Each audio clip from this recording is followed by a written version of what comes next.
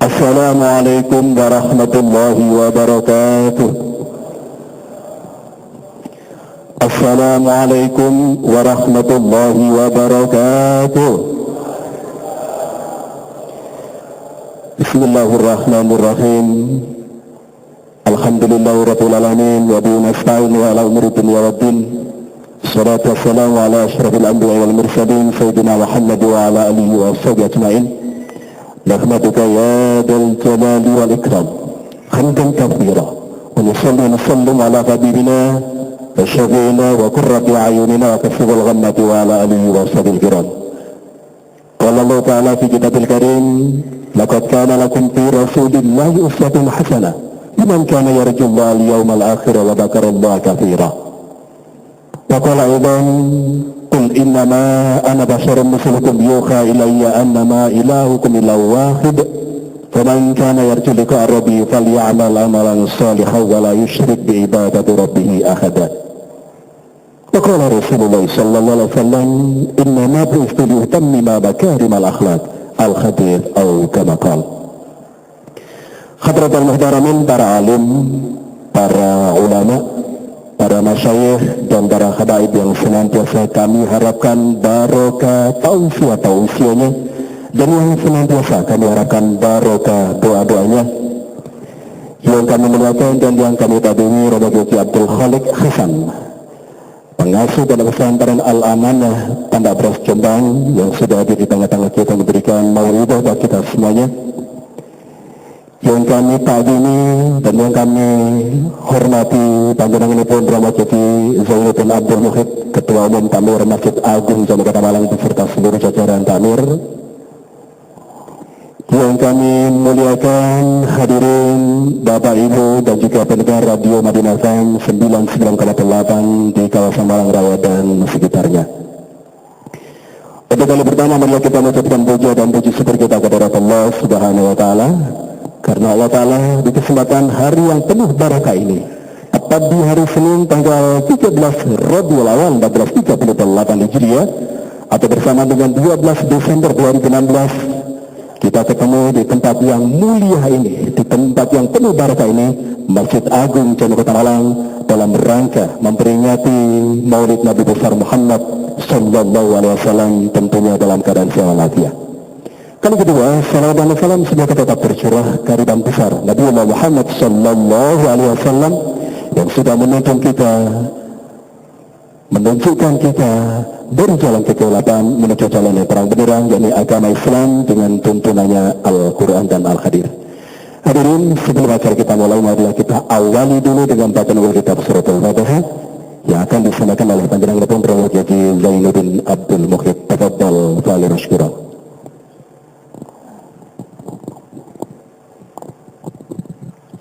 Assalamualaikum warahmatullahi wabarakatuh. Hadirin hadirat yang dimuliakan Allah, marilah kita awali hajat kita pada malam hari ini dalam rangka peringatan Maulid Nabi Nabi Agung Nabi Muhammad SAW dengan baca Quran ila hadrat Nabi Mustafa Muhammad SAW la qabuli hajatina wa ridha illa al-Fatihah. A'udzubillahi minasyaitonir rajim. Bismillahirrahmanirrahim. Alhamdulillah rabbil alamin arrahmanir rahim maliki yaumiddin. Iyyaka na'budu wa iyyaka nasta'in. Ihdinas siratal mustaqim. Siratal ladzina an'amta 'alaihim ghairil maghdubi 'alaihim waladdallin. Amin. Terima kasih. Disampaikan terima kasih kepada Romo Kiai Zainuddin Abdul Muhid yang sudah buka acara di kesempatan malam hari ini dengan bacaan dari kitab surat Al-Fatihah. Semoga mendapatkan barokah dari Allah Subhanahu wa taala. Selanjutnya acara yang kedua adalah pembacaan ayat-ayat suci Al-Quran yang akan disampaikan oleh Ustaz Muhammad Hafid dari Fakultas Sastra Arab Universitas Negeri Malang. Kepada beliau disilahkan. Shallu ala Nabi Muhammad.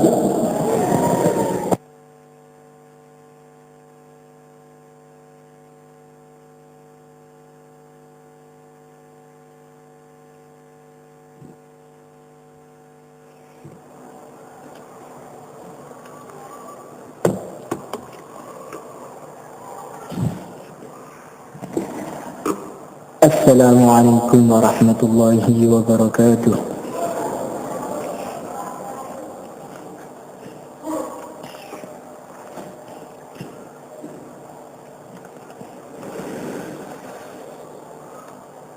A'udzu billahi minasyaitonir rajim.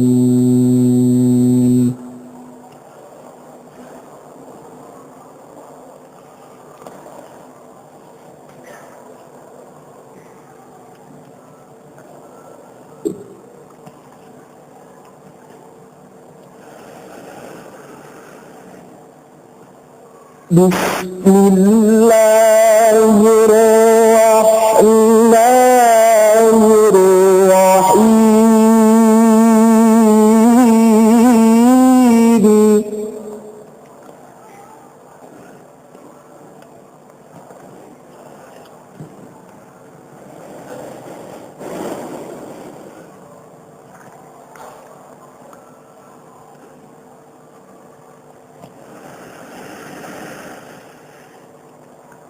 لقد كان لكم في رسول الله أسوة حسنة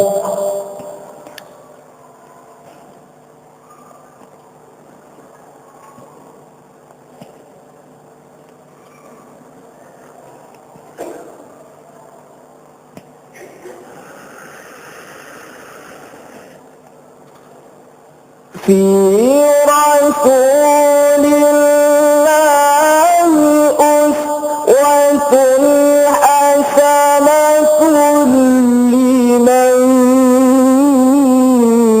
كان يرجو الله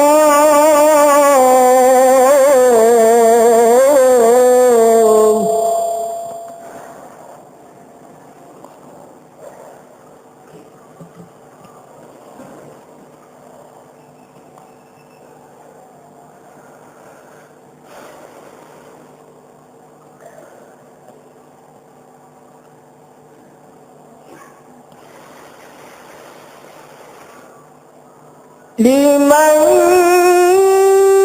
كان يرجو الله واليوم الآخر وذكر الله كثيرا.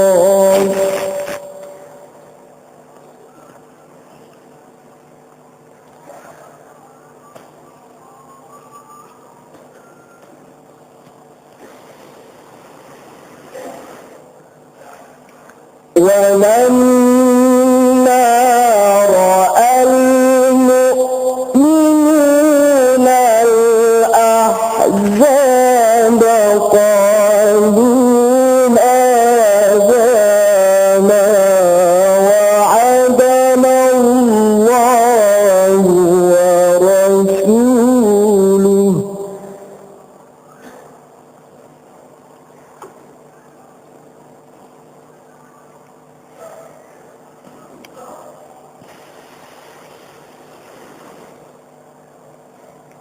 قالوا هذا ما وعدنا الله ورسوله وصدق الله ورسوله.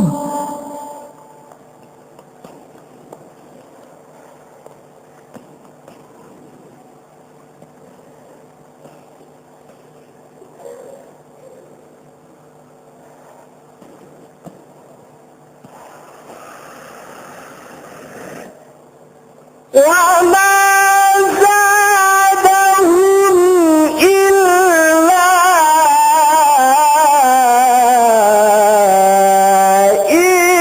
إيمانا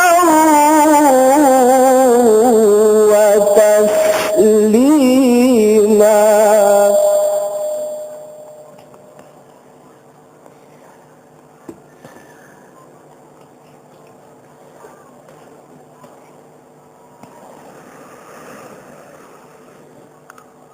Bismillahirrahmanirrahim.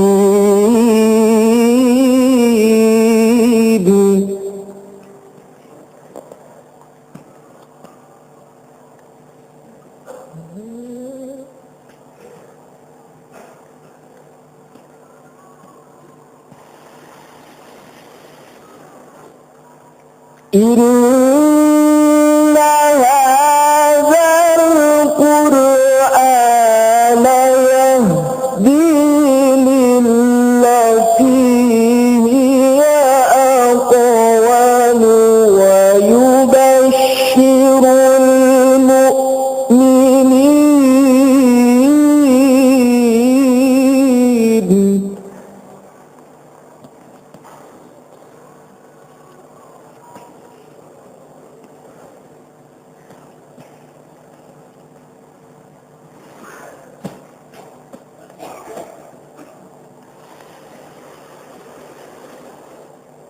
Inna hadzal Qur'ana yahdi lillati hiya aqwam wa yubashshirul mu'minin.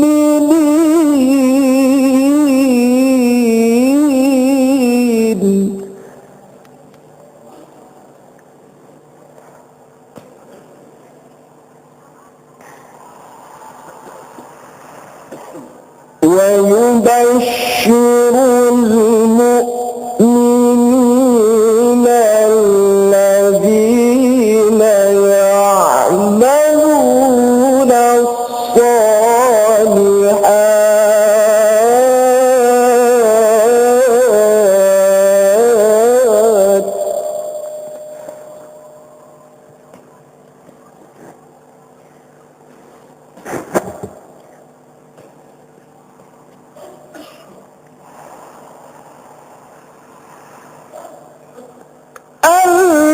الذين يعملون الصالحات أن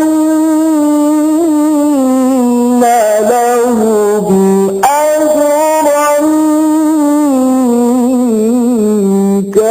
كبيرا.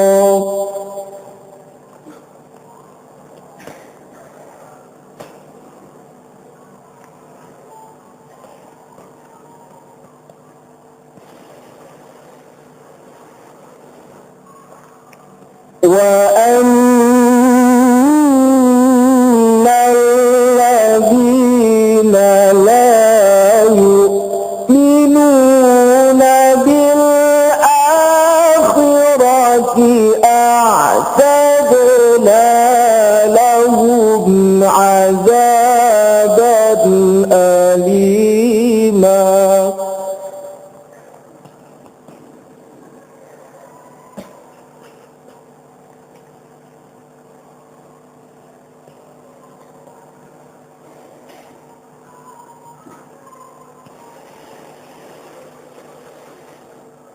ويدع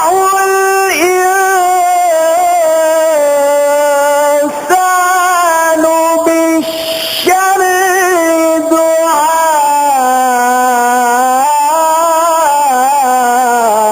دعاءه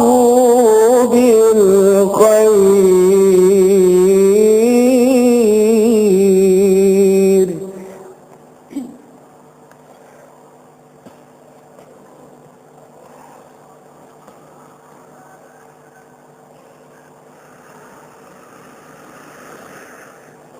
ويدع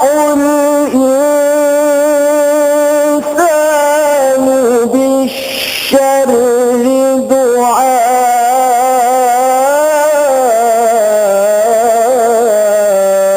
دعاءه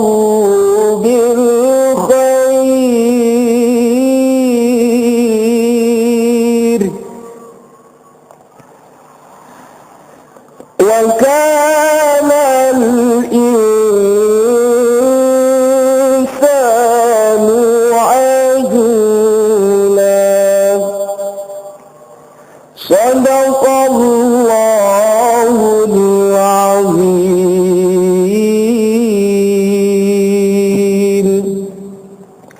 Assalamualaikum warahmatullahi wabarakatuh.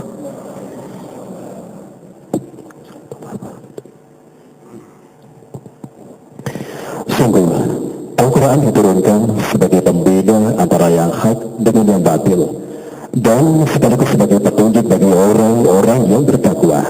Sadaqallahul Azim, Maha benar Allah dengan segala firman-firman-Nya. Hadirin tadi sudah kita ikuti bersama pembacaan ayat-ayat suci Al-Quran yang sudah disampaikan oleh Ustaz Muhammad Taufik dari Fakultas Sastra Arab Universitas Negeri Malang. Semoga dengan lantunan bacaan ayat-ayat suci Al-Quran yang baru sudah kita simak dan kita dengarkan tadi, Allah memberikan barokah di suasana malam hari ini. Baik, selanjutnya acara berikutnya adalah sambutan akan disampaikan oleh Ketua Umum Takmir Masjid Agung Jami Kota Malang. Untuk itu kami persilakan panjenengan pun Romo Kiai Zainuddin Abdul Muhid untuk memberikan sambutan. Tafadhal fa'alai masykuran. Allahumma shalli ala sayyidina Muhammad.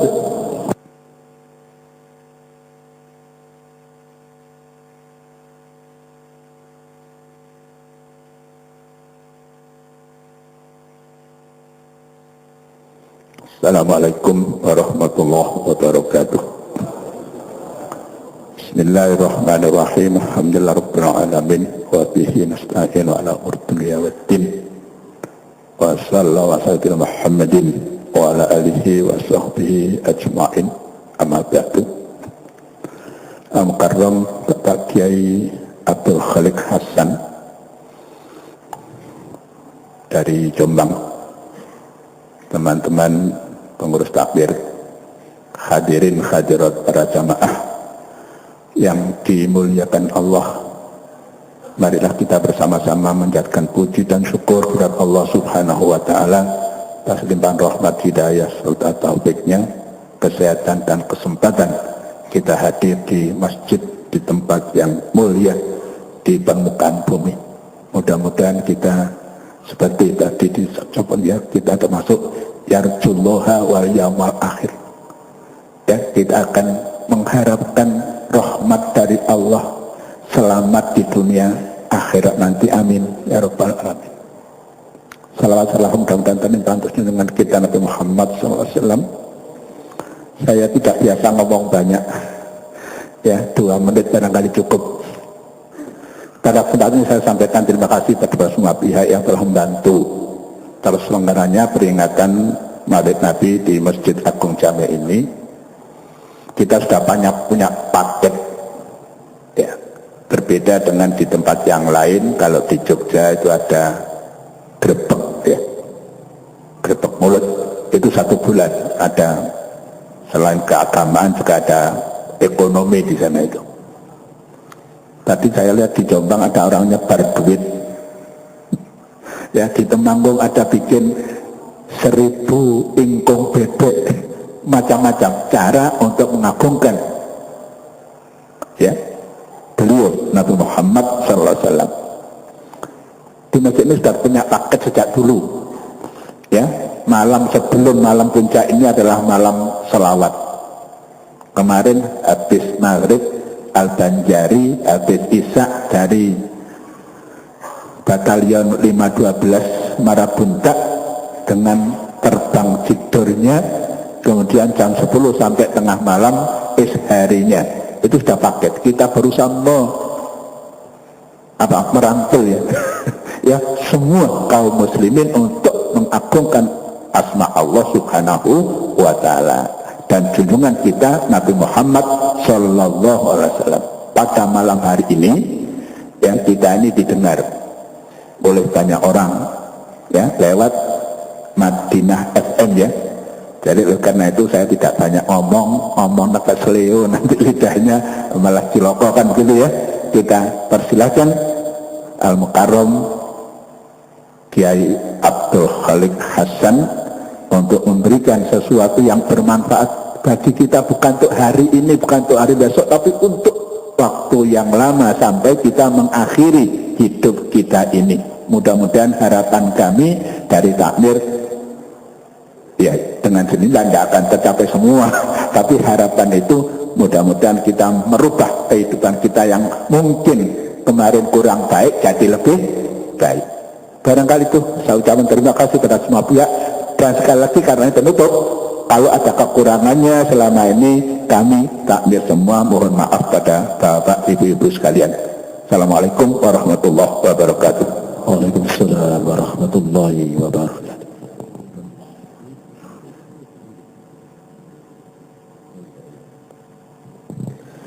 Dan saya akan berikan terima kasih kepada Romo Kiai Zainuddin Abdul Muhid, Ketua Umum Takmir Masjid Agung Jami Kota Malang, yang sudah memberikan sambutan acara di kesempatan malam hari ini. Dan selanjutnya marilah kita tata hati kita. Yang pertama kita niat iktikaf, yang kedua kita nikmati untuk thalabul ilmi. Kita akan dengarkan tausiah hikmah Maulid Nabi besar Muhammad SAW bersama penyanyi itu Bapak Kiai Abdul Khalik Hasan. Dan kami persilakan juga dengan rasa hormat untuk menutup dengan doa sekalian. Dan Yai, ketika nanti kita dengarkan beduk adzan Isya untuk kawasan Malang dan sekitarnya, kita beri sejenak untuk kumandangkan adzan Isya. Setelah itu dilanjutkan kembali untuk tausiah. Untuk itu kami persilakan batal masykuran bagian bagian itu Bapak Kiai Abdul Khalik Hasan. Allahumma shalli ala sayyidina Muhammad.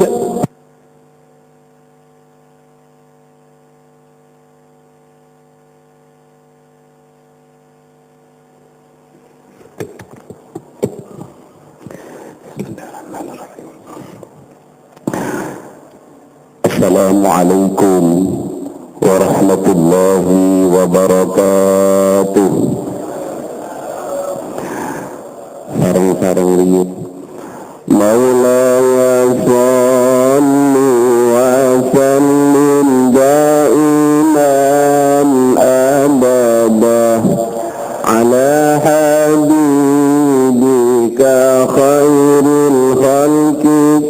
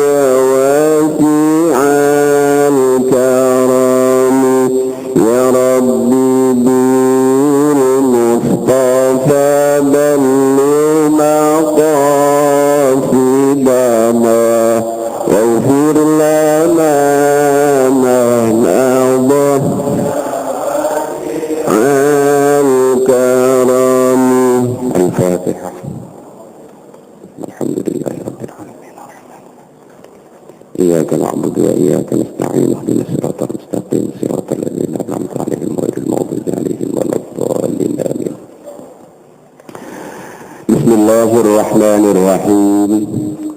Alhamdulillahi Rabbil Alamin. Wassalatu wassalamu ala ashrafil anbiya'i wa afdalil mursalin Sayyidina wa habibina wa syafi'ina wa qurrati a'yunina Muhammadin wa ala alihi wa ashabihi wa tabi'in wa man tabi'ahum bi ihsanin ila yaumiddin, amma ba'd. Faqad qala ta'ala fi kitabihil karim, a'udzu billahi minasy syaithanir rajim. Laqad ja'akum rasulun min anfusikum azizun 'alaihi ma 'anittum harisun 'alaikum bil mu'minina raufur rahim. Fa in tawallaw faqul hasbiyallahu la ilaha illa hu 'alaihi tawakkaltu wa huwa rabbul 'arsyil 'azim.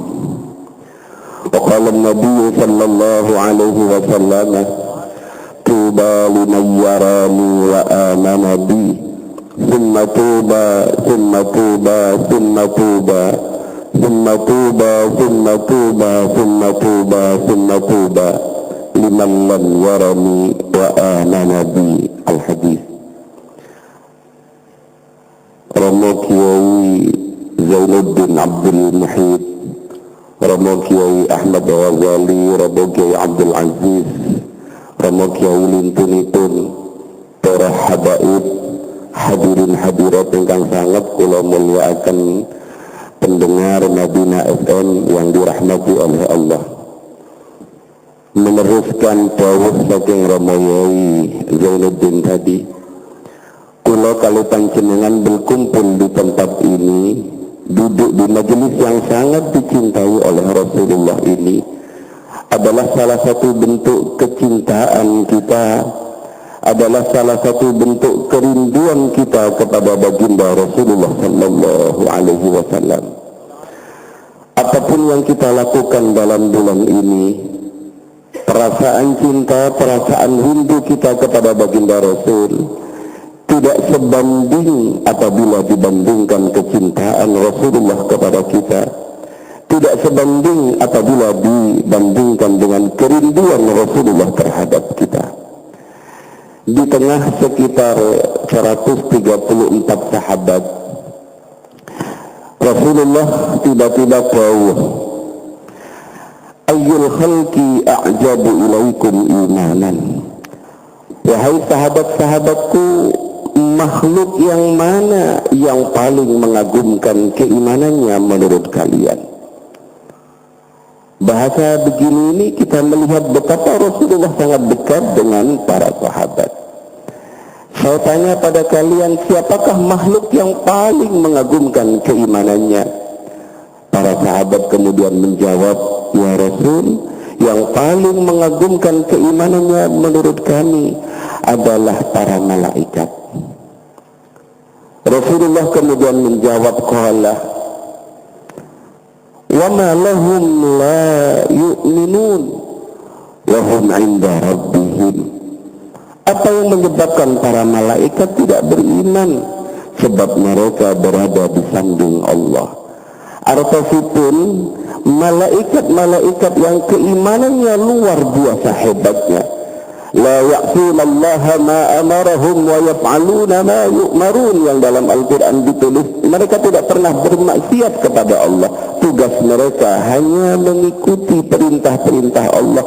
Toh keimanannya tidak mengagumkan menurut baginda Rasul. Kemudian para sahabat menjawab, "An-nabiyyuna ya Rasulullah." Kalau begitu para nabi ya Rasul yang paling mengagumkan keimanannya. Kemudian kanjeng Nabi menjawab, wa ma lahum la yu'minun wal wahyu yanzilu ilaihim. Saya tidak kagum, kalau bahasa Malangnya, saya tidak kagum pada mereka. Bagaimana mungkin mereka tidak beriman? Karena mereka dituruni wahyu turun terhadap mereka. Kemudian para sahabat menjawab, oh nek ngoten ya Rasul, rankingnya adalah kami, fanahnu, kami ya Rasul yang paling mengagumkan keimanannya. Apa reaksi baginda Rasul para jamaah? Wa ma lakum la tu'minun wa ana baina adharikum. Bagaimana mungkin kalian tidak beriman karena saya berada di tengah-tengah kalian? Artinya para sahabat yang luar biasa hebatnya, baik sahabat Ansar maupun sahabat Muhajirin, keimanannya hebat, tapi tidak mengagumkan kata baginda Rasul karena mereka berada di tengah-tengah, di samping Rasulullah. Para sahabat kemudian nyerah. Kalau tidak tiga kelompok ini, siapa lagi yang mengagumkan keimanannya? Kemudian Nabilah yang menjelaskan kepada mereka, ala inna a'jabal khalqi imanan ilayya laqaumun yakununa min ba'dikum. Ini yang menjadikan kita senang. Maka saya bilang tadi, kerinduan kita, kecintaan kita tidak sebanding dibandingkan kecintaan, kerinduan dan penghormatan Rasul kepada kita. Kemudian Rasulullah dawuh, ketahuilah sesungguhnya yang paling mengagumkan keimanannya menurut saya adalah sebuah kaum, suatu kaum yang kelak lahir setelah kalian. Walladzina ja'u min ba'dihim yaquluna rabbana ighfir lana wa li ikhwanina alladzina sabaquna bil iman wa la taj'al fi qulubina ghillan lil ladzina amanu rabbana innaka ra'ufur rahim. Yang paling mengagumkan bagi saya adalah kaum di mana kaum itu lahir jauh setelah kalian. Mereka hanya membaca Al-Quran. Mereka hanya tahu tentang pribadi saya dari Al-Quran. Kalau saya tambahi, mereka hanya mendengar cerita saya dari guru-guru mereka yang membaca Al-Quran. Tapi hebatnya, sekalipun mereka tidak pernah bertemu saya, sekalipun mereka tidak pernah melihat saya, tidak pernah mendengar saya, bahkan bermimpi pun susah, toh mereka beriman kepada saya, mereka mencintai saya, mereka mengagungkan saya, bahkan mereka memperingati hari kelahiran saya. Inilah yang menurut Rasulullah penghargaan terhadap kita. Kita dianggap makhluk yang paling mengagumkan keimanannya. Amin, Allahumma amin. Hadirin yang dimuliakan oleh Allah. Kemudian Rasulullah dawuh, tuba liman yarani wa ana nabi. Tuba niku pas kula ngaji di Tebuireng, Mbah Yai Samsuri Badawi murid langsung dari Mbah Hasyim, maknanipun bejo kemayangan Kiai. Bejo kemayangan, karena kula bukan orang Jawa, karena kula Madura, maka kula tulis pakai Latin, bejo kemayangan. Kalau jadi ingat pemain sepak bola Bejo Sugiantoro, Bejo Kemayangan. Pikir kula Bejo Kemayangan itu bukan paham mong kalau masih kecil. Tapi kalau tulis teng kitab kula Bejo Kemayangan, ternyata Bejo Kemayangan itu untung yang luar biasa. Jenengan nabung 100.000 kemudian dapat hadiah Alphard, niku namanya bejo.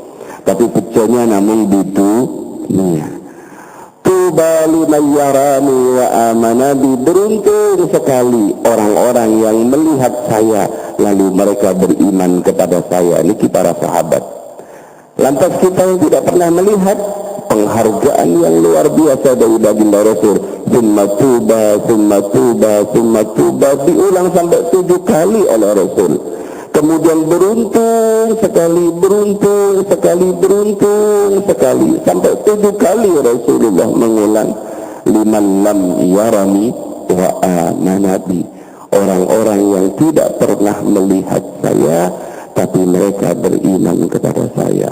Ya Allah, dengan kemuliaan para kiai, para habaib yang hadir di tempat ini, dengan kemuliaan masjid ini, dengan kemuliaan majlis ini, dengan kemuliaan hari ini, dengan kemuliaan malam ini, malam yang sangat mulia ini, tolong ya Allah, beri kesempatan kami dan jamaah untuk bisa melihat Rasulullah walaupun dalam mimpi. Ya Allah, berikan kesempatan kepada kami untuk bisa memandang Rasulullah walau hanya dalam mimpi. Jangan matikan kami ya Allah sebelum kami bisa melihat Rasulmu yang sangat kami cintai. Hadirin yang dimuliakan oleh Allah, suatu saat ada seorang badui, orang desa. Orang desa niku ciri khasnya adalah jujur apa adanya. Datang kepada baginda Rasul. Di hadapan baginda Rasul tanpa memperbanyak kata, dia langsung bertanya, ya Rasulullah, mata sa'ah. Wahai baginda Rasul, kapan kiamat? Begitu Rasulullah ditanya seperti itu, terdengar suara adzan. Rasulullah tidak menjawab. Niki dalilnya masjid kita ini, nanti kalau adzan berhenti sebentar.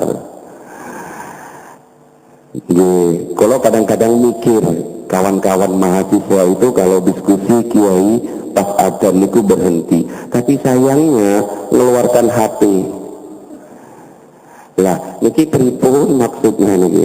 Adzan nggak mendengarkan adzan, diskusi berhenti, tapi WA-an HP-an.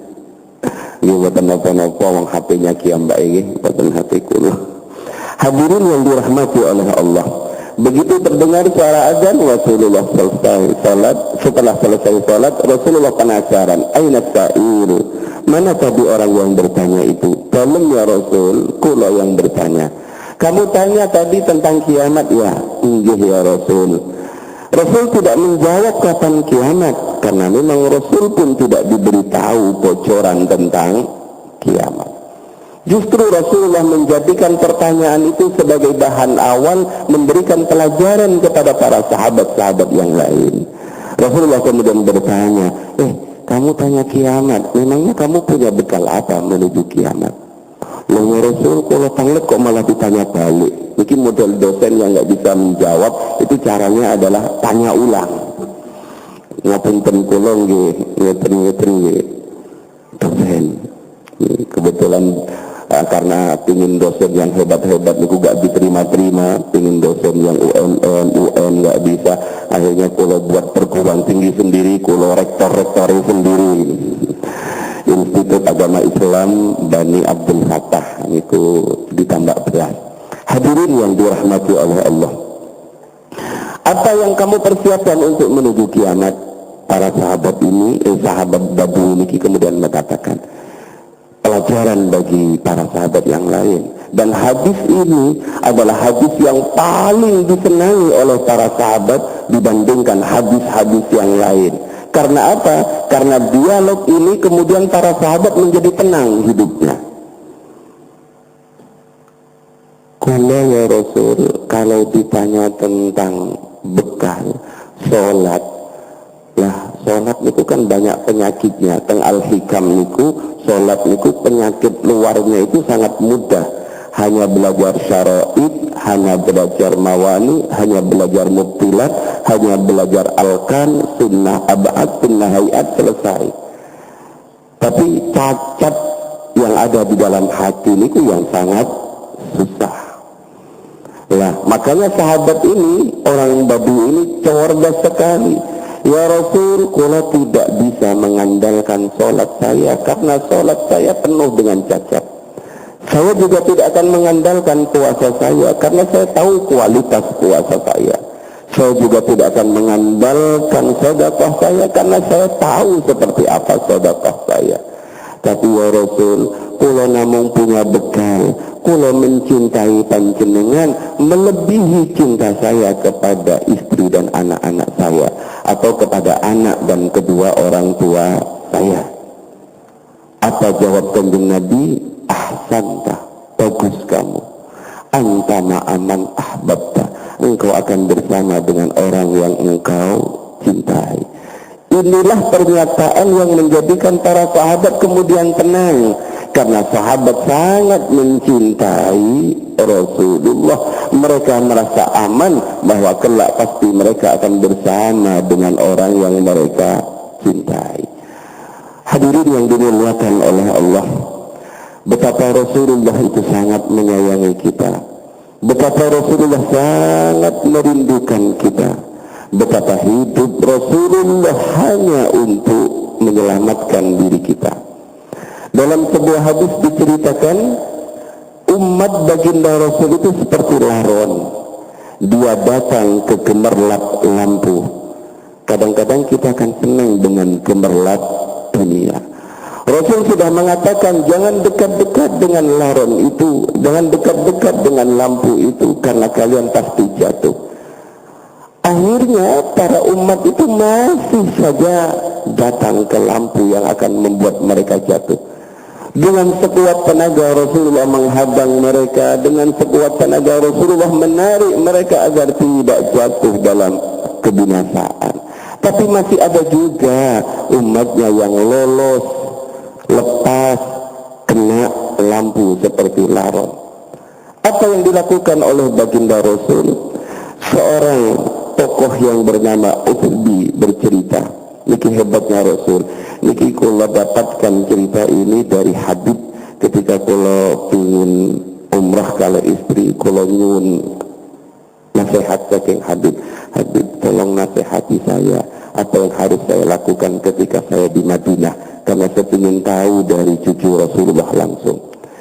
Kemudian Habib niku bercerita tentang cerita ini. Dulu ada seorang desa, dia dengan tidak sopan pasca Rasulullah wafat datang ke makam Rasulullah. Dia tidak duduk, dia tidak tawadhu seperti yang lain-lain. Ujbi waktu itu melihat kejadian itu, kata Habib.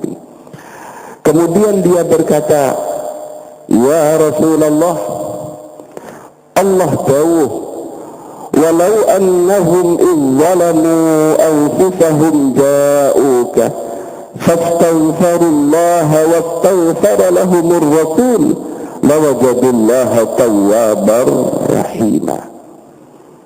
Kalau orang-orang yang zalim terhadap dirinya itu datang kepadamu Muhammad, mereka memohon ampun kepada Allah dan memohon kepadamu agar memohonkan ampun untuk Allah, pasti mereka akan menjumpai Allah Maha Pengampun, Maha Penerima Taubat, Maha Sayang. Artosipun pasti diampuni. Maka kemudian orang Badui ini berkata, ya Rasulullah, saya datang ke tempatmu ini karena ayat ini. Maka tolong ya Rasul, permintaan saya hanya satu, mintakan ampun saya kepada Allah. Sebab kalau kamu yang memintakan ampun, Allah sudah berjanji, lawajadullaha tawwabar rahimah. Akhirnya Batu ini keluar dan Imam Utbi ini tertidur. Ketika dia tertidur, kemudian dia bermimpi, karena memang berada di samping Rasulullah. Dia bermimpi didatangi oleh Rasul. Dan Rasul bilang, Utbi, bangun-bangun, kejar orang desa tadi, kejar Badui tadi, kejar Qurawi tadi, bilang kepada dia, saya sudah memintakan ampun dan Allah telah menerima permohonan ampun saya, seluruh dosanya telah diampuni oleh Allah. Maka Imam Utbi kemudian berlari mengejar Badui niki dan menyampaikan kabar gembira. Maka Habib Bekal niku hanya menasihat saya, nanti kalau berada di samping Rasul, beliau juga mengatakan, sampaikan salam saya ya, cucunya titip salam. Niki ganjaran niki upahnya niki. Ini upahnya saya bercerita, tolong sampaikan salam saya, cucunya titip salam. Setelah beliau sampaikan titip salam, kemudian beliau, nanti kalau di sana kamu perbanyak sholawat dan memohon untuk Rasul agar memintakan ampun untuk saya loh dan untuk kamu, katanya. Oh, Habib itu juga masih egois, minta dirinya juga, padahal Habib itu kan bersih-bersih. Para rawuh, makanya kalau kita ditakdir oleh Allah sakit sowan kepada Rasul, ayat ini kemudian mungkin kita bisa lakukan untuk meminta, memohon, sekalipun kita yakin tanpa meminta pun Rasul pasti akan memohonkan ampun untuk diri kita.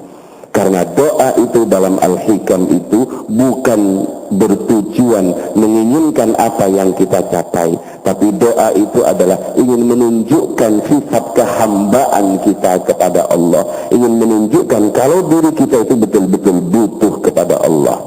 Hadirin yang dimuliakan oleh Allah, setiap setoran amal kita, kalau tadi bilang tanpa diminta pun Rasul pasti akan memohonkan ampun untuk kita. Setiap setoran amal, Rasulullah itu tahu tentang amal kita. Begitu dilihat amalnya Romo Kiai Zainuddin Abdul Muhid, Rasulullah tersenyum. Saya sangat. Romo Kiai Ahmad Ghazali, saya sangat. Para habaib, saya sangat. Dilalapas kula, lah kok koyok ngene. Apa reaksi baginda Rasul ketika melihat catatan amal kita penuh dengan rapot yang merah? Sama seperti kita orang tua, sebentar lagi kita akan menerima rapot semester anak kita. Kalau rapot semesternya nilainya 999 semua, maka pasti wajah orang tua kita putih. Bayyidu wajha nabiyikum bisalihi a'malikum. Jadikan wajah nabimu putih berseri karena melihat amal solehmu. Begitu melihat amal soleh para jenengan niki, oh seneng Rasulullah. Tapi begitu melihat amal kita, lo kok koyo ono ini. Rasulullah susah. Tapi Rasulullah susah tidak sama seperti susahnya orang tua. Nggak mungkin orang tua itu protes pada wali kelas. paling hanya marahi anaknya. Apa yang dilakukan oleh Rasulullah ketika melihat catatan amal kita? Rasulullah akan memohonkan ampun kepada Allah tentang catatan jelek kita di hari ini. Kalau 1 hari, 2 hari kita membuat Rasulullah susah dengan amal kita, wajar. Tapi kalau setiap hari,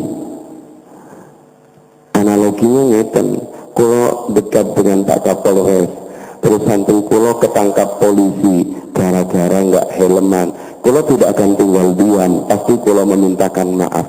Maaf Pak Kapolres, tadi dia saya suruh beli obat, mungkin ke susu nggak bawa helm. Ya Gus, gak apa-apa.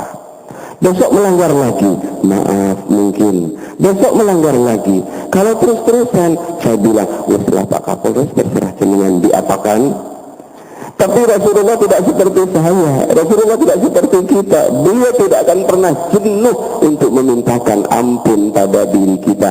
Hanya kita mentolong tidak setiap hari memberikan catatan jelek kita kepada baginda Rasul. Hadirin hadirat yang dimuliakan oleh Allah, niku tentang pembukaan. Pada kesempatan yang sangat mulia ini, sebagaimana yang disampaikan oleh Romo Yai tadi, laqad kana lakum fi Rasulillahi uswatun hasanah. Hadirin yang dimuliakan oleh Allah, ada satu hadis di mana hadis ini menunjukkan tentang karakter baginda Rasul. Dan hadis ini oleh Rasulullah disampaikan agar kita berusaha memiliki apa yang dimiliki oleh baginda Rasul. Arba'u khisalun man kunna fihi kamula islamuhu. Ada 4 hal, ada ada 4 karakter. Apabila 4 karakter ini berada dalam diri kita, ada dalam sifat kita, maka keimanan kita dianggap sempurna. In kana min qarnihi walau kana min qarnihi wa qadamahu khataya. Sekalipun dari ujung rambut kita sampai ujung kaki kita penuh dengan kesalahan. Kita akan bahas nanti, ada 4 sifat, ada 4 karakter yang mana apabila ada dalam diri kita, maka keimanan kita dianggap sempurna sekalipun kita punya penuh dengan kekhilafan. Diistirahatkan Yun.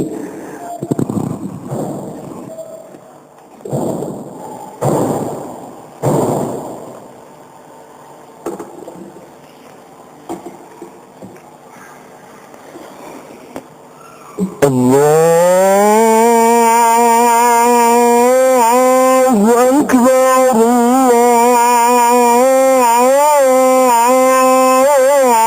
Allahu Akbar,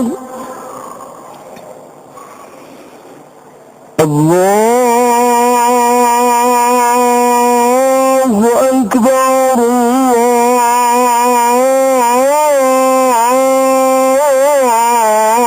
Allahu Akbar. Asyhadu an la ilaha illallah.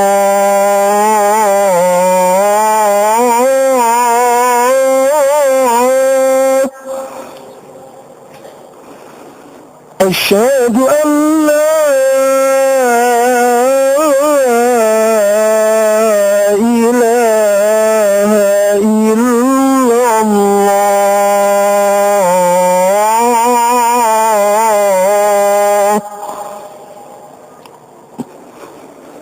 Asyhadu anna Muhammadar Rasulullah. Asyhadu anna Muhammadar Rasulullah.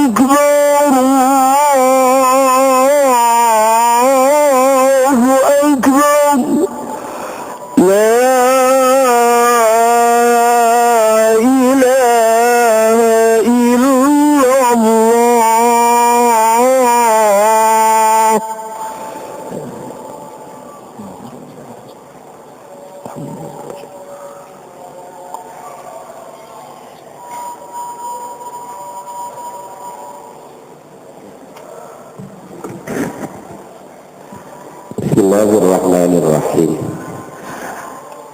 Wonten 4 karakter, 4 sifat.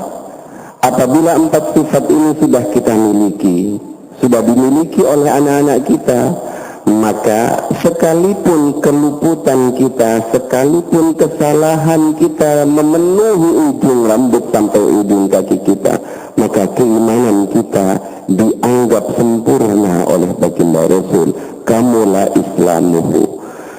Yang pertama adalah as-sidqu, jujur. Kita tidak akan bisa menggambarkan secara pasti, secara sempurna bagaimana kejujuran baginda Rasul. Tapi Rasulullah jelas punya sifat as-sidqu yang luar biasa. Hadirin yang dimuliakan oleh Allah, kita tarik ke bawah sedikit. Jangankan Rasul, sahabat-sahabat Rasul rata-rata adalah orang-orang yang jujur. Ada 5 sahabat yang sangat mirip dengan baginda Rasul akhlaknya. Salah satu di antara 5 sahabat ini namanya adalah Ja'far bin Abi Thalib. Ja'far bin Abi Thalib niki kakakipun Sayyidina Ali. Ketika kecil Ja'far bin Abi Thalib niki diasuh oleh Sayyidina Abbas paman Rasul. Para rawuh kang sangat kula mulyakaken, suatu saat dalam peperangan Ja'far niki kemudian digelari dengan Ja'far At-Tayyar, Ja'far yang punya sayap. Karena apa? Karena dalam suatu peperangan Ja'far membawa bendera Islam, panji Islam berada di tangan kanan Ja'far. Dengan sekuat tenaga ia menerjang ke tengah-tengah musuh, tangan kanannya putus. Akhirnya bendera Islam dipegang dengan tangan kirinya. Tangan kirinya juga putus. Akhirnya bendera itu didekat dengan dada dan mulutnya. Akhirnya dalam peperangan itu Ja'far syahid. Luar biasa ketika beliau menjelang syahid. Para sahabat merasa kasihan pada Ja'far. Kemudian menawari Ja'far, "Ya Ja'far, tolong minum air ini karena kamu belum minum seharian."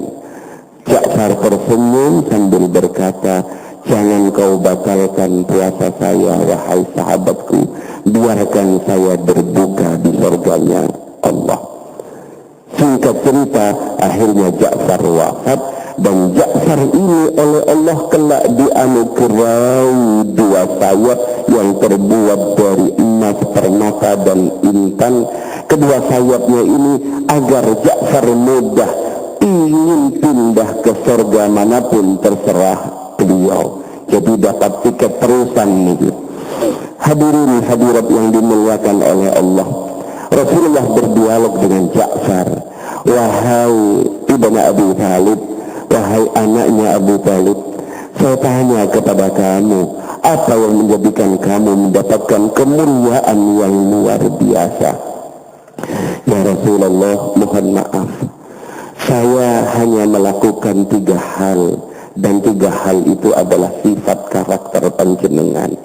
Yang pertama, saya jujur, tidak pernah bohong, sekalipun saya masih belum masuk Islam dan setelah saya masuk Islam. Yang kedua, saya tidak pernah berzina ya Rasul, sekalipun saya belum Islam, apalagi saya telah masuk Islam. Dan yang ketiga, saya tidak pernah mabuk sebelum dan sesudah saya masuk Islam." Menarik sekali.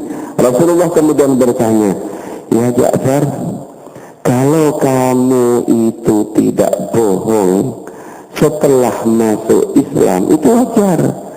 Karena saya sering berwasiat la takdzab, jangan bohong. Kita jadi teringat para kiai, ada seorang sahabat ingin masuk Islam tapi bertanya dulu, ya Rasul, nanti kalau saya masuk Islam apa yang harus saya lakukan? Oh, enggak banyak kok, kata Rasul. Kenapa ya Rasul? Sebenarnya ngajak bohong ya.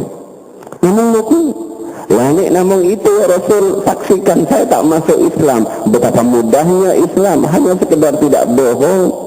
Yang penting enggak bohong. Maksiat kan masih bisa saya lakukan. Ya wis, yang penting enggak bohong. Ini namanya Rasulullah berbicara sesuai dengan kapasitas orang yang diajak berbicara.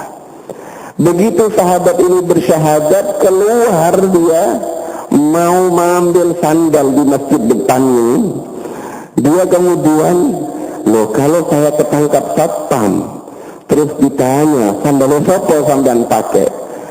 Wah, bohong dilarang Rasul, jujur diantemi. Wah, akhirnya agak jadi. Begitu dia mau berzina, hampir saja dia berzina, dia kemudian mikir, nah nanti kalau saya pulang ditanya oleh istri saya, harus zina apa mas? Enggak, saya bohong, enggak boleh. Kalau saya jujur, perang dunia ketiga itu. Setiap dia akan melakukan kehilafan, kesalahan, kemaksiatan, dia teringat pesan baginda Rasul, jangan bohong. Ya Rasulullah, betapa sederhananya pesan jenengan, tapi karena pesan ini saya tidak bisa melakukan apa-apa. Jujur, ya Rasul, saya sejak sebelum masuk Islam memang sudah jujur, tidak pernah bohong. Sebab bagi saya ya Rasul, orang itu tergantung mulutnya, orang itu tergantung pembicaraannya. Sekali dia bohong, maka susah orang untuk percaya. Dan saya sangat tidak senang apabila saya dibohongi oleh orang. Maka sebelum saya tahu tentang jeleknya bohong menurut Al-Quran dan dawuh jenengan, saya jauh-jauh belum pernah bohong. Yang hadir ini kan belum pernah bohong, termasuk kula belum pernah.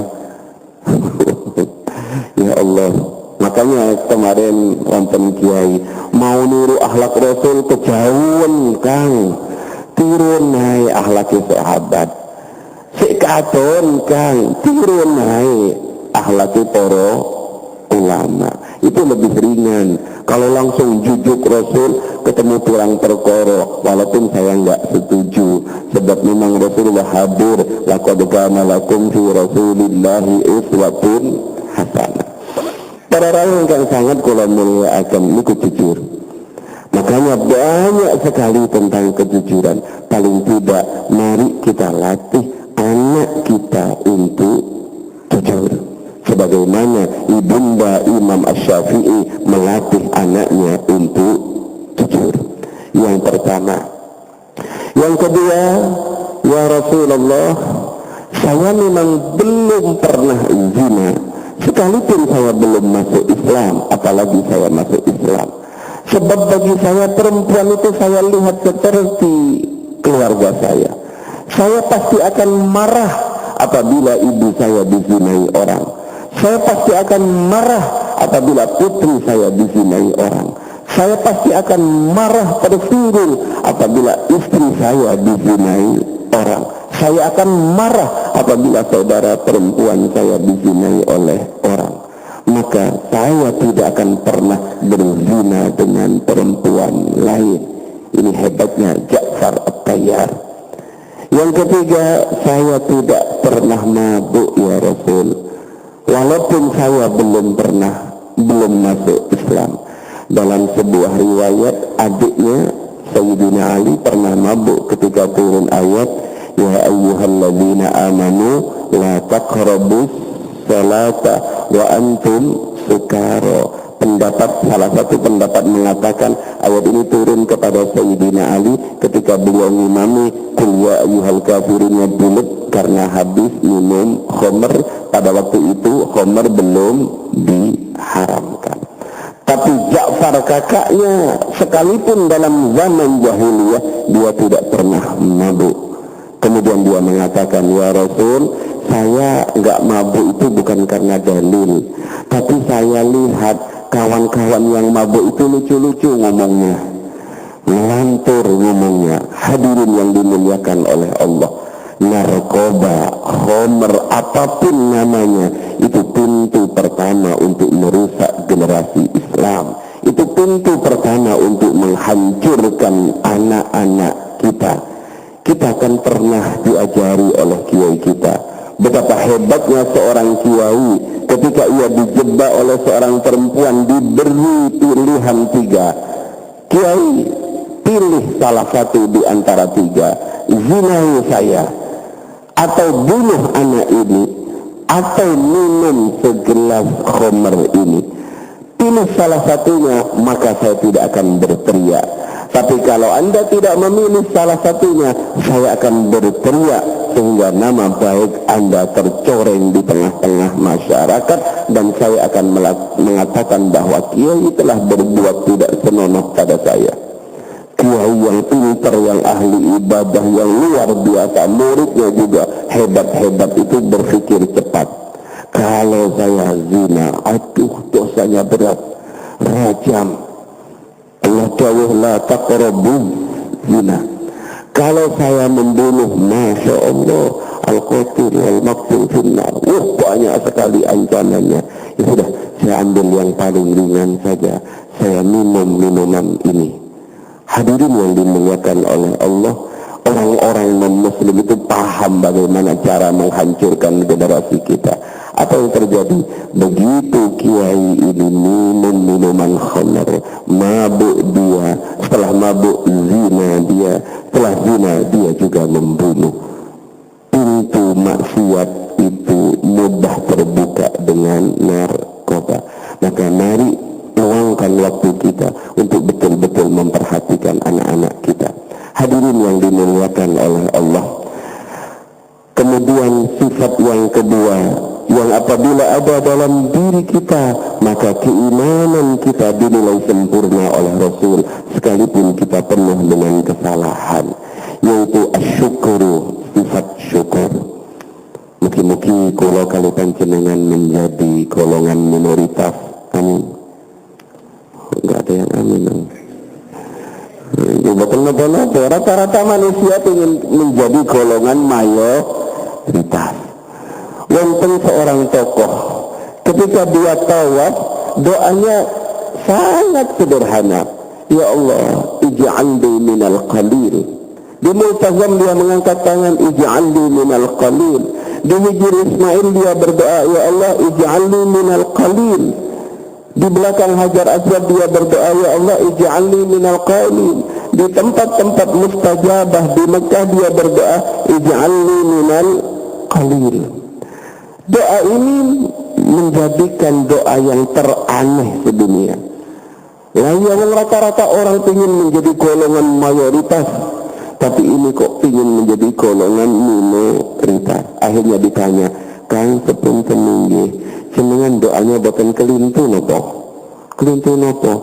Jenengan kok ij'alni minal qalil, kok enggak ij'alni minal katsir? Loh, ngapunten kalau salah. Kula namung baca ayat Al-Qur'an, wa qalilum min ibadiyas syakur. Wa qalilun min ibadiyah, titik banget minoritas, min ibadiyah dari hamba-hambaku yang pandai bersyukur. Kula nyampaikan niki di depan bupati, bupatinya agak bingung. Ij'alni minal qalil. Kok ij'alni minal qalil, yang ingin masuk jadi bupati itu harus ij'alni minal katsir. Ternyata qalil itu adalah hamba-hamba yang pandai bersyukur. Hadirin yang dimuliakan oleh Allah, Sayyidatuna Aisyah suatu saat didatangi oleh 2 orang sahabat yang masih saudaranya. Begitu sahabat ini datang, Sayyidatuna Aisyah bertanya, wahai saudaraku, tumben lama nggak pernah datang ke sini. Kemudian keduanya berkata, zurhubban tasdad hubban. Kalau silaturahim jarang-jarang itu, maka hubungan cinta akan semakin bertambah. Kemudian kedua ini bertanya, wahai Bunda Aisyah, kami datang ke sini di samping silaturahim, kami ingin ngaji pada panjenengan. Tolong ceritakan kepada kami kenangan yang terindah yang panjenengan alami dengan Rasulullah. Begitu ditanya tentang kenangan terindah, Sayyidatina Aisyah nangis. Bagaimana saya menerangkan tentang keindahan rumah tangga kami, karena tidak ada satupun perjalanan rumah tangga kami yang gak indah. Wajar, karena Rasulullah mengikrarkan dirinya sebagai ana khairukum li ahli. Saya adalah yang terbaik di antara kalian sikapnya terhadap istri saya. Gak ada satupun yang tidak indah selama saya bersama dengan Rasulullah. Tolonglah Bu, yang paling berkesan, yang paling berkenan. Oh, ini paling berkesan ini dek. Suatu saat ketika kulit kami beradu, di hadisnya bahasanya kulit kami beradu. Jadi cerita kepada orang itu nggak perlu vulgar. Paham ya kulit beradu itu kenapa nggak? Saya itu niki namung kulit, bukan yang lain. Ketika kulit kami beradu di malam hari, tiba-tiba baginda Rasul mengatakan kepada saya, Dek, kalau sampean izinkan, saya tak ke masjid sholat. Hebat sekali. Ke masjid hal yang baik, tapi masih minta izin kepada istri. Kadang-kadang kita 2-3 hari gak pulang, gak minta izin. Rasulullah mau pergi ke masjid niki, bahasanya, Dek, malam ini adalah malammu, tapi kalau sampai izinkan, saya tak ke masjid. Apa jawab Sayyidatina Aisyah? Duh suamiku, betapa berat melepas engkau ke masjid. Manusiawi Bapak. Tapi karena engkau akan menjumpai Rabbmu, apa daya, saya nggak mungkin mencegah kamu. Tapi jangan lama-lama ya sayang. Begitu Rasulullah ke masjid, sami kali kulo kali panjenengan, lupa segalanya. Tapi kalau kulo kali panjenengan kan sare, ini ki boten. Lupa segalanya karena tertidur. Niki boten para rawuh. Rasulullah sholat nangis semalam suntuk. Sayyidatina Aisyah melihat ini sudah jam 11 kok masih sujud. Ini sudah jam 1 kok masih sujud. Ini sudah jam sekian kok masih sujud.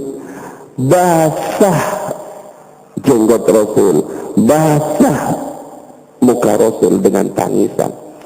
Sampai akhirnya Sayyidina Bilal datang kepada Kanjeng Nabi. Ya Rasulullah, bukankah engkau adalah kekasih Allah? Bukankah engkau adalah orang yang dijamin menjadi ahli jannah? Surga berada di tanganmu kuncinya ya Rasul. Tidak ada dosa bagi kamu. Kalaupun toh ada, Allah sudah mengampuni yang awal dan yang akhir. Tapi kenapa panjenengan kok masih seperti ini? Niki kalau dalam dunia tasawuf, bapak-bapak, ibu-ibu engkang sangat kula muliakan, orang beribadah niku ada yang disebut zalimun li nafsi. Ibadah tapi zalimun li nafsi. Ada yang muktasib, ada yang sabiqum bil khairat, sebagaimana dalam Al-Qur'an, "Tsumma awrasna al-kitaba alladziina istafayna min ibadina faminhum zalimun li nafsi wa minhum muqtasid wa minhum sabiqum bil khairati bi idznillah dzalika huwal fadlul kabir." Apa yang dimaksud zalimun li nafsi ini? Orang beribadah tapi tujuannya untuk dunia. Saya beribadah, siapa bilang salat duha itu bukan saya? Tapi kalau salat duha, ya Allah, salat duha itu doa yang paling indah. In kana rizquna fis sama fa'anzilhu wa in kana fil ardi fa'akhrijhu wa in kana ba'idan faqarribhu wa in kana mu'assiran fayassirhu, dan seterusnya. Ini doa yang luar biasa indahnya. Tapi orang-orang sufi ketinggalan ini buatan purun doa ini. Kenapa? Karena kalau seseorang itu beramal, beribadah, tapi tujuannya hanya ingin mendapatkan dunia. Tapi rizki bagi orang sufi ini buatan uang, iman, kesehatan, afiah itu adalah rizki. Maka mereka tetap berdoa dengan ini, tapi memaknai rizki beda dengan kulo. Kulo memaknai rizki kan mobil, terus sepeda motor, KPR dan lain sebagainya. Hadirin yang dimuliakan oleh Allah, kenapa orang yang berdoa karena ingin dunia itu dianggap zalim? Karena tujuannya bukan Allah, tujuannya adalah dunia. Maka dia disebut dengan zalimun li nafsi.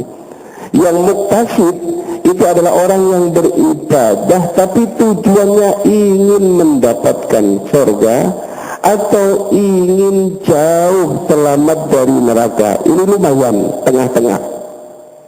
Kenapa ini dikatakan muktasid? Karena masih berbau kepentingan pribadi. Selamat itu kan kepentingan pribadi, masuk surga itu kan kepentingan dirinya. Tapi yang terakhir, yang luar biasa hebatnya itu adalah sabiqum bil khairat.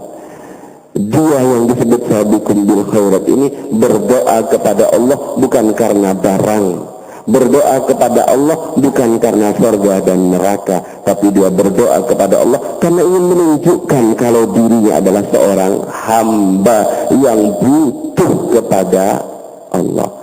Kalau yang terakhir ini yang dilakukan, yang kedua kita dapat, yang pertama juga kita dapat. Kalau yang pertama tujuan kita, maka yang kedua tidak akan kita dapat, yang ketiga susah kita dapat. Tapi kalau yang betul-betul karena Allah, salawat kita selama ini kepada Rasulullah. Jadi kalau jadi ingat cerita itu Mbah Yai Muhaiminan Kumarga Kiai. Mbah Yai Muhaiminan niku didatangi oleh Cina, bangkrut, datang kepada Mbah Yai Muhaiminan. Yai, kalau bangkrut Kiai, terus lapo sampai nih bangkrut kok nang kene kok. Katanya jenengan niki Kiai Jos. Jadi Kiai ini kan kadang-kadang juga diuji oleh Cina. Kalau ingin membuktikan kecosan jenengan, kapan? Karena saya dibilangi oleh tetangga, datang saja pada Mbah Yai Muhaiminan, pasti nanti dikasih ijazah, bisnismu pasti bagus. Ya harus cepetan, aku mau pengajian ini kok. Kalau harusnya kok Yai, mau selawat yang akeh, pinten Kiai, selawat yang sewu. Namun aku Yai, iya harus ya kok, saya tak ngaji. 1 bulan koh niki, Cina niki datang dengan membawa hadiah pada Kiai. Ditanyakan oleh Kiai, kok bagus sekali, ada apa memang? Anu Kiai, boleh sampun saya saat niki bisnis kulo jaya, lebih jaya dibandingkan kemarin karena amalan jenengan. Loh, amalannya apa kok? Wong saya saja kalau berdoa gak sejauh sampean nih. Nah niku Kiai sholawat ping 1000. Aduh sepurah niku, pasti kamu tersiksa dengan sholawat ping 1000 itu. Boten Kiai enteng. Loh, kamu ini kan gak teteh moco sholawat ping 1000 itu butuh berapa jam kamu? Boten jam-jaman Kiai, menit selesai. Coba saya dengarkan. Bismillahirrahmanirrahim. Sholawat ping 1000, sholawat ping 1000, sholawat ping 1000. Niki ijazah. Tapi bapak untuk jenengan, untuk Cina nih gitu. Subhanallah, salawatnya karena ingin ini, tapi karena dia yakin man asurat alaihi hajatuhu fal yuksir alaiya as-sholah. Selesai masalahnya. Maka hadirin yang dimuliakan oleh Allah, begitu Rasulullah ditanya seperti itu, ya Rasul, kenapa panjenengan masih beribadah seperti ini? Apa jawab baginda Rasul? Saya hanya ingin disebut oleh Allah, afala akuna abdan syakura. Mari kita momentum maulid ini belajar untuk bersyukur. Karena seringkali dalam kehidupan ini seseorang itu ngersuloh karena dia tidak pandai mensyukuri nikmat Allah. Para rawuh yang sangat kula muliakan, istri kula kena tipes. Untuk menghibur dia, kalau wawasakan kitab Minhajul Abidin Kiai. Di sampingnya kalau ceritani Minhajul Abidin. Dek, orang sakit itu ada pertanyaan. Nopo, Mbah? Pertanyaan, orang sakit ini yang baik itu sabar atau syukur? Ayo jawab. Untuk menghibur kejenuhan dia di rumah sakit. Dia sabarlah mas, orang sakit. Enggak dek, ternyata orang sakit itu sebaiknya bersyukur. Kaget dia, saya baca kulawaus bapak-bapak di depan dia. Kenapa dia harus bersyukur ketika dia sakit? Satu, sakit yang dia derita hanya sakit luar, bukan sakit dalam. Coba yang sakit hatinya deh. Tipes itu betul dalam, tapi kan penyakit yang mudah diobati oleh dokter. Gimana? Yang kedua, kenapa orang sakit pun masih harus bersyukur? Karena orang sakit seperti Anda deh, ada yang lebih parah dibandingkan sakit kita itu. Jadi lihatlah pasien-pasien yang lebih parah sakitnya, maka kita akan terus bersyukur. Dan yang terakhir ini yang enak deh, kenapa mas? Allah sedang menyayangi engkau. Kenapa? Karena ada dosa-dosa yang tidak bisa dihapus oleh istighfar, tapi dihapus oleh sakit yang sabar. Maka kesakitan atau opname itu orang pun masih harus bersyukur. Jadi ini jenengan sambang tiang sakit pidato nih. Pasti dia ngamuk. Hadirin yang dimuliakan oleh Allah, mugi-mugi kita termasuk hamba-hamba Allah yang bersyukur. Yang ketiga adalah at-tawadu. Karakter sifat Rasulullah yang harus kita tiru adalah tawadu. Betapa Rasulullah luar biasa tawadunya. Ketika Nabi Musa ditanya oleh Allah, ketika Nabi Ibrahim ditanya oleh Allah, ya Ibrahim, man anta? Wahai Ibrahim, siapa kamu? Nabi Ibrahim menjawab, ana Khalilullah, saya adalah Khalilullah. Wahai Musa, man anta? Musa, siapa engkau? Nabi Musa menjawab, ana kalimullah wa kallamallahu Musa taklima. Wahai Isa, siapakah engkau? Ana ruhullah. Begitu junjungan kita Rasulullah sallallahu alaihi wasallam, panutan kita, ditanya, wa man anta ya Muhammad? Wahai Muhammad, siapakah engkau? Jawaban yang luar biasa ketawaduannya, anal yatim wa ana Abdullah. Saya hanya seorang yatim dan saya adalah budaknya Allah. Padahal budak pada waktu itu adalah status yang paling rendah. Betapa tawaduknya Rasulullah. Dan Rasul menginginkan kita menjadi pribadi-pribadi yang tawaduk, sehingga beliau membuat resep, man tawadha'a rafa'ahullah wa man takabbara wada'ahullah. Siapa yang tawaduk, maka Allah akan tinggikan derajatnya. Tapi siapa yang takabur, Allah akan rendahkan derajatnya. Dengan majelis maulid niki, mudah-mudahan kita, keluarga kita, anak-anak kita menjadi pribadi-pribadi yang tawaduk. Amin, Allahumma amin. Yang terakhir, karakter baginda Rasul yang harus kita tanamkan dalam diri kita, yang harus kita terangkan kepada anak-anak kita adalah husnul khuluq. Budi pekerti yang luar biasa bagusnya. Bagaimana sifat karakter husnul khuluq? Syekh Hasan Al-Basri, seorang yang sangat mirip karakternya dengan Rasulullah. Karena Hasan Al-Basri ini diasuh oleh salah seorang istri Rasul.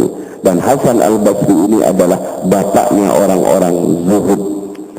Beliau membuat sebuah definisi bahwa husnul khuluq niku adalah bastul wajhi, badlun nada wa kaful ada. Ada tiga. Bastul wajhi, wajah yang acur. Acur niku napa nggih, Bapak? Berseri-seri. Maka kita tidak pernah melihat dalam sejarah Rasulullah cemberut, kecuali hanya satu kali, dan itu pun ditegur langsung oleh Allah. Abasa wa tawalla. Ketika Abdullah bin Ubay Maktum datang ke tengah pertemuan yang sangat penting, dia nyelonong saja, maklum karena dia adalah seorang yang buta. Rasulullah merengut. Satu kali niku Rasulullah merengut, langsung ditegur oleh Allah. Hei Muhammad, abasa wa tawalla an ja'ahul a'ma. Maka setiap Rasul bertemu dengan Abdullah bin Ummi Maktum, Rasul copot sorbannya, Rasul taruh sorbannya di masjid biar diinjak oleh Abdullah bin Ummi Maktum. Karena katakan di Nabi, gara-gara kamu saya disayang oleh Allah, ditegur oleh Allah, dan diabadikan tegurannya itu di dalam Al-Quran. Rata-rata orang kalau ditegur kan nggak mau tegurannya itu diabadikan, tapi Rasul diabadikan tegurannya, abasa wa tawalla. Makanya para rawuh kita lihat wajahnya habaib, wajahnya para kiai, senang kan melihat wajah-wajah beliau. Maka nggak salah apabila di rumah-rumah kita digantungi gambarnya para kiai, para habaib. Bagaimana kita melihat wajahnya Habib Anis, bagaimana kita melihat wajahnya para kiai sepuh itu, rata-rata ajar wajahnya. Memandang wajahnya saja membuat kita tenang. Bagaimana lagi kalau yang kita pandang adalah wajah baginda Rasul, bastul wajahi, badlun nada wa kaful adha. Kalau percepat, contoh yang luar biasa ketika Syekh Hasan Al-Basri mendefinisikan tentang husnul khuluq itu, beliau memang betul-betul husnul khuluq. Beliau itu hidup amat sangat sederhana. Beliau berada satu rumah dengan orang Yahudi. Dia berada, kalau sekarang mungkin bapak-bapak rusunawalah. Beliau berada bawah, tingkat bawah, sedangkan di atasnya ini adalah non-muslim. Betapa orang Islam dan non-Islam bisa dalam satu bangunan, satu atap. Hasan Al-Basri di bawah, Yahudi di atas. Suatu saat ketika Hasan Al-Basri sakit, sang Yahudi ini nengok kepada Hasan Al-Basri. Begitu nengok, dia gak tanpa salam, tok-tok-tok langsung masuk. Begitu masuk, dia langsung tutup hidung. Asing. Jadi rumahnya Syekh Hasan Al-Basri yang luar biasa hebatnya itu ternyata pesing. Maka mungkin dugaan suudannya Yahudi ini, laiyah cari ini an-nadhafatu minal iman, cari ini imam, cari ini pimpinan, cari ini kempros koyok ini, dalam hatinya grundel. Kok kempros, orang Islam kempros. Maka sekarang nggak ada orang Islam kempros itu. Kalau dulu bapak-bapak pesantren itu identik dengan koreng, kudik. Sekarang enggak, pesantrenku keren. Ayo mondok pesantrenku keren. Kebetulan ingkang niku kusrosin niku emasnya istri kula, putranya Sahal. Pesantrenku keren. Maka sekarang santri-santri itu nggak ada yang kudikan, bersih-bersih semua. Oh, wudhu pakai bioro semua mereka.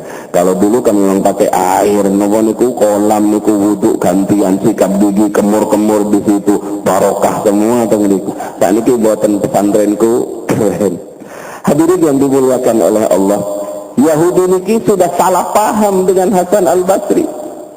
Tapi kemudian dia ingin penasaran, karena penasaran dia mencari sumber bau itu. Begitu dia noleh di pojokan, loh, itu masalahnya, pesingnya.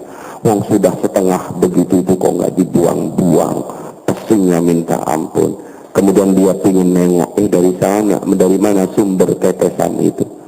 Tes, loh, tes. Itu kan persis kamar mandi saya. Itu kan persis jeding saya. Loh, jangan-jangan itu pipis saya dan pipis istri saya. Makanya pesingnya luar biasa. Orang makannya ngeten niku Hasan Al-Basri, pesingnya nggak mungkin pesing pipisnya karena makannya sederhana. Lain jengkol dimasukkan ngeten niku ya pipis itu atas ngeten. Ya Allah, bukan ya Allah yang dia belum. Terus kadang salah paham. Ternyata dari kamar saya. Akhirnya datang kepada Hasan Al-Basri. Pak Hasan, ngopo dek, pentingkan minggu ketetesan ngoten niku. Wis lah dek, gak usah bahas itu. Jadi karena saking menghormati tamunya, pelukrin dari tahunya niku luar biasa. Wis lah, kamu kesini kan bukan ingin bahas tetesan itu kan. Kamu kan hanya ingin nengok saya. Wis ketemu ya sudah, sedek. Boten berapa minggu atau berapa bulan atau bahkan berapa tahun. Wis lah, nggak usah dibahas. Bahas yang lainnya saja. Coba cemengan sakit husnul khuluq katanya kan lagi. Ketetesan pertama langsung ngamuk. kadang-kadang kecernya tetangga kena kita niku kadang-kadang. Makanya Islam sampai membuat hakul jar alal jar. Aturan bertetangga niku sangat rigid, sangat bagus dalam Islam. Kenapa? Karena tahu orang Islam itu gampang tersinggungan. Bagaimana Syekh Hasan Al-Basri dikirimi titis kata semacam niku, subhanallah.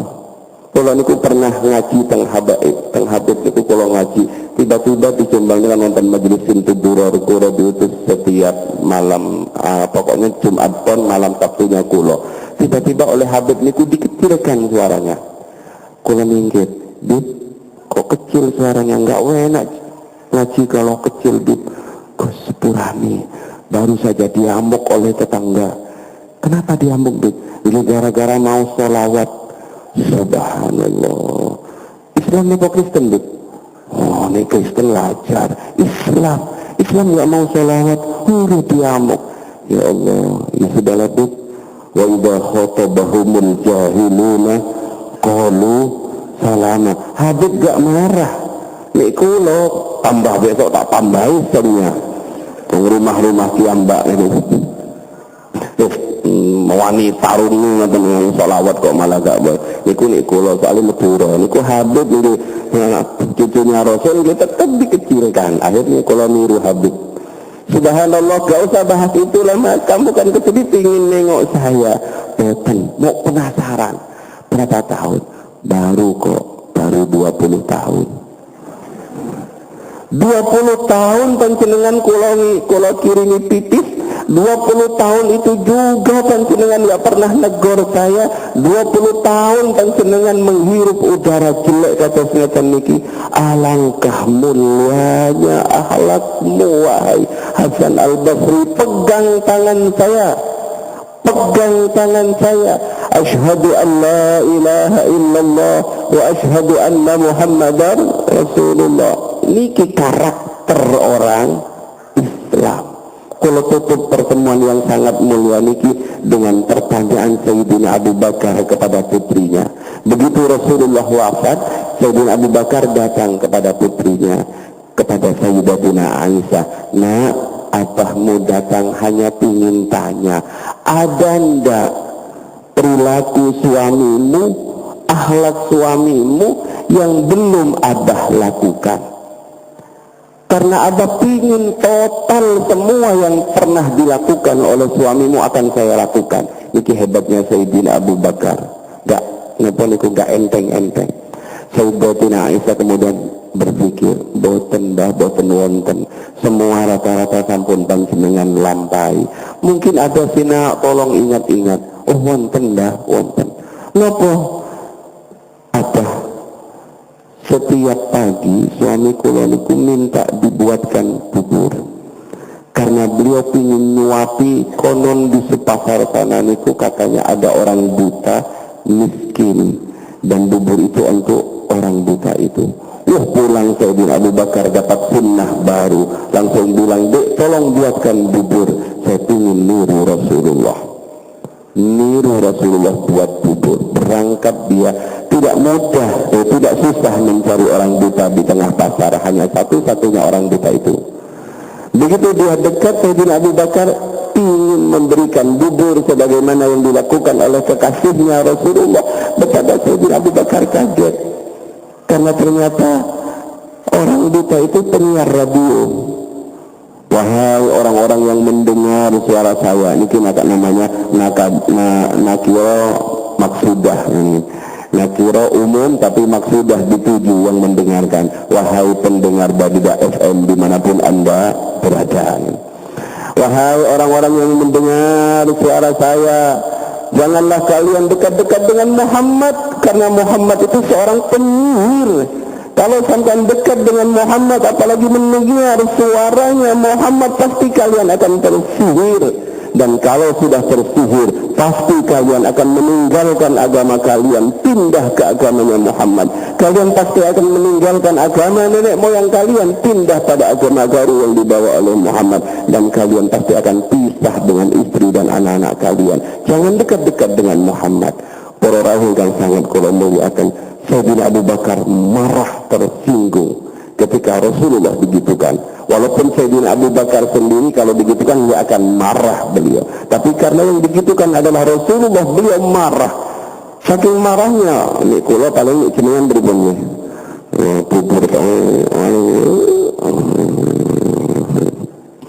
orang yang kita hormati, orang yang kita cintai. La abakulo Abah Jamal niku pernah diolok-olok kalau tiang niku. Ngolok-ngolok panjang lebar tentang Abah Jamal. Keturang Abah, kula nggih mendengar, kula sowan Abah, Bah nyuwun izin, nyuwun ridhonipun, mohon nggih, kula parani tiang niku medura ngene.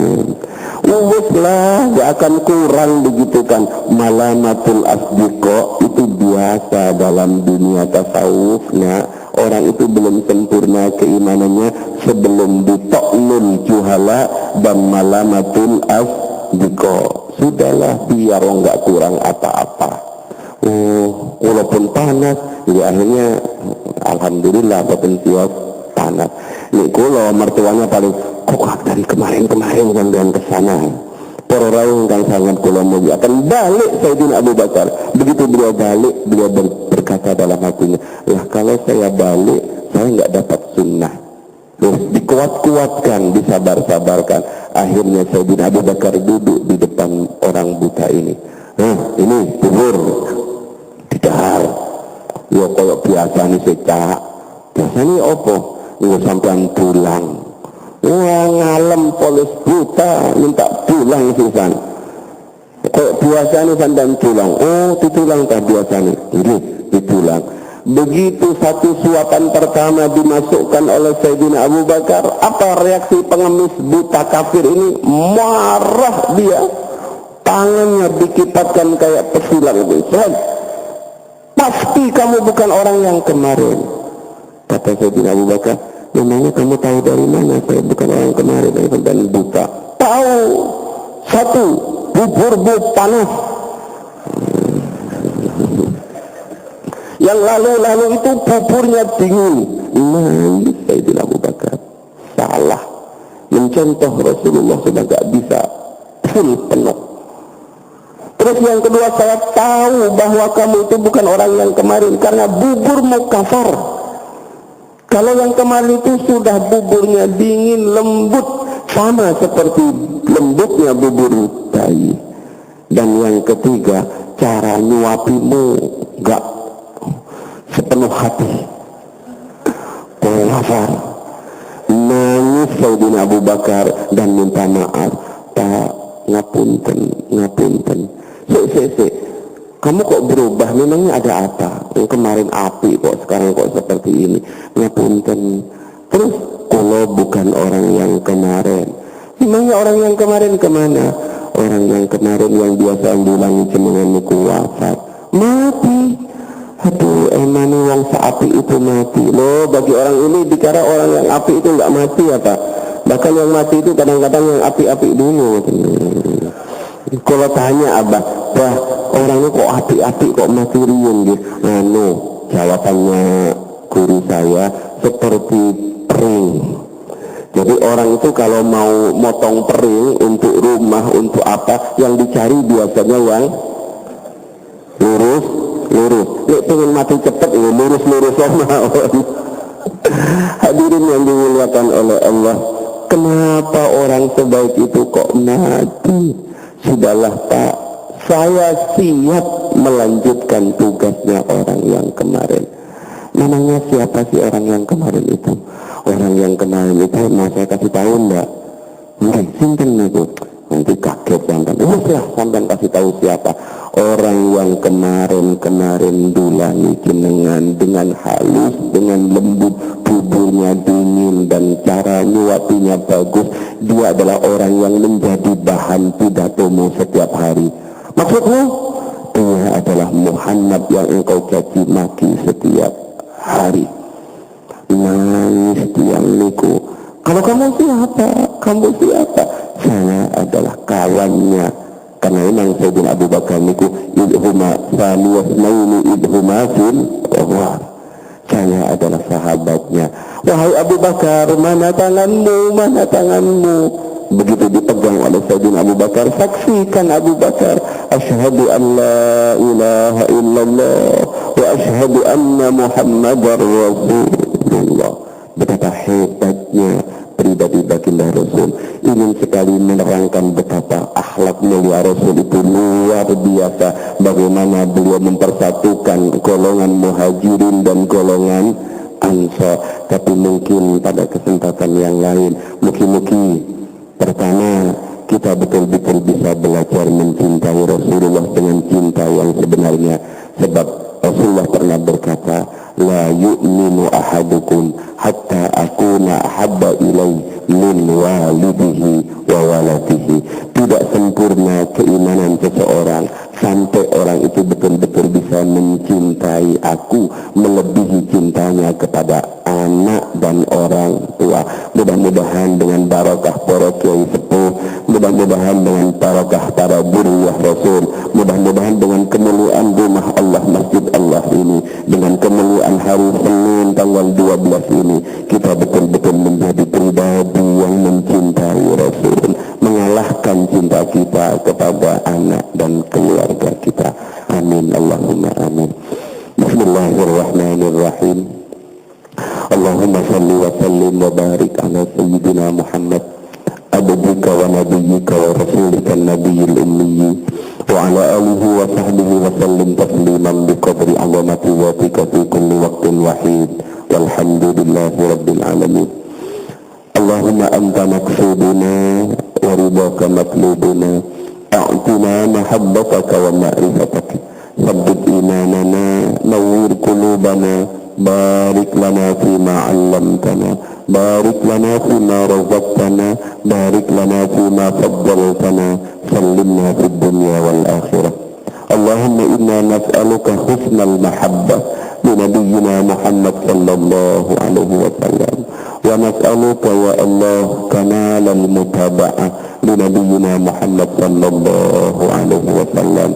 ربنا اغفر لنا ولإخواننا الذين سبقونا بالإيمان ولا تجعل في قلوبنا غلا للذين آمنوا ربنا إنك رؤوف رحيم.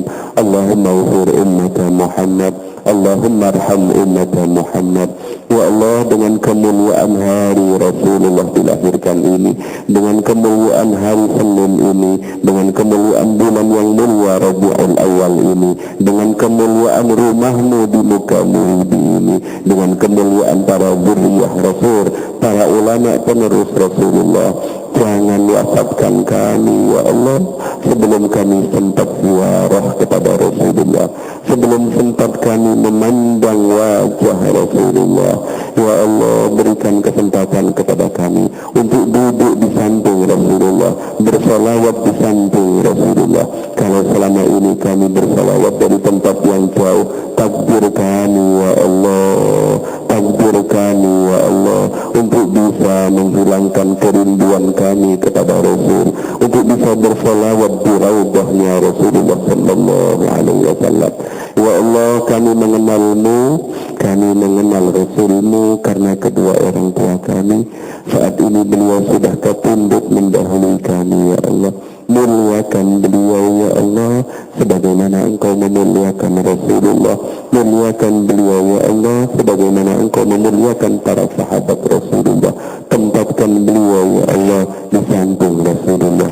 Ya Allah, kami bisa mengenal sejarah tentang Rasulmu dari guru-guru kami yang saat ini sudah ketunduk, sudah wafat. Muliakan beliau-beliau ya Allah sebagaimana Engkau memuliakan Rasulullah. Ya Allah, takdir kami menjadi orang-orang yang bisa membuat Rasulullah tersenyum, yang bisa membuat wajah Rasulullah berseri-seri karena kesalehan amal kami. Rabbana 'alaika tawakkalna wa ilaika anabna wa ilaikal masir. Allahumma salli ala sayyidina Muhammadin salatan tuballighuna biha hajja baitikal haram wa ziyarata qabrin nabi alaihi afdalus salatu wassalam bi'afiyatin wa salamatin wa lutfin wa bulughil maram.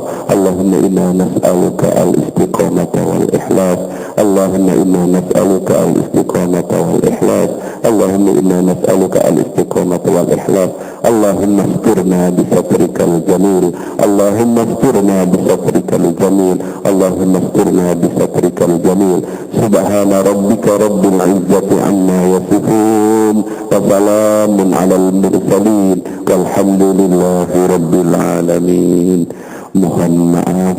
Wassalamualaikum warahmatullahi wabarakatuh.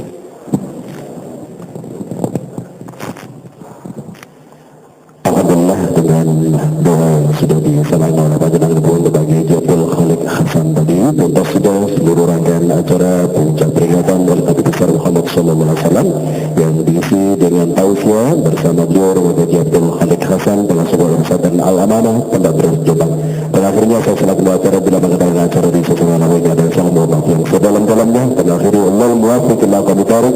Assalamualaikum warahmatullahi wabarakatuh.